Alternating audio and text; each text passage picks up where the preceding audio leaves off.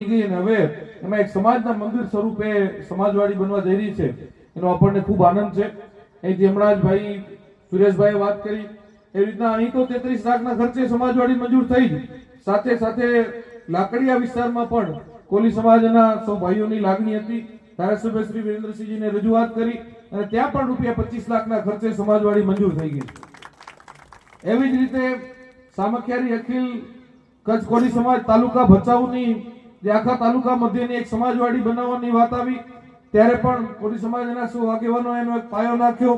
ત્યારે પણ ધારાસભ્ય શ્રી વિરેન્દ્રસિંહને વાત કરી અને એમના પ્રયાસોથી અને સાથે માલતીબેન ને આખી ભારતીય જનતા પાર્ટીની ટીમના પ્રયાસોથી ₹17 લાખના તો કામ થઈ ગયા અને છેલ્લે હમણાં વીર માધવતાજીની જ્યારે જયંતિનો પ્રોગ્રામ હતો ત્યારે અમે ગયા અને ત્યારે સમાજના આગેવાનોએ વાત કરી કે હજી પણ વધારે ગ્રાન્ટની જરૂર છે। ત્યારે પણ વિરેન્દ્રસિંહે ખાતરી આપી કે બીજા 10 લાખ રૂપિયાની ગ્રાન્ટ હું તમને મંજૂર કરાવી આપું છું ને એ પણ મિત્રો આપણી મંજૂર થઈ ગઈ। તો જ્યારે જ્યારે આ સમાજના ગમે એવા કામ હોય હંમેશાથી આપની સાથે રહ્યા છીએ। આપનો પણ પ્રેમ હંમેશાથી મળતો રહ્યો છે। ખાસ કરીને હું ભચાઉ તાલુકા ભચાઉ શહેરની આપણા વાગડ વિસ્તારની કચ્છની વાત કરું તો આપણે બધા એક પરિવારની જેમ રહી છીએ।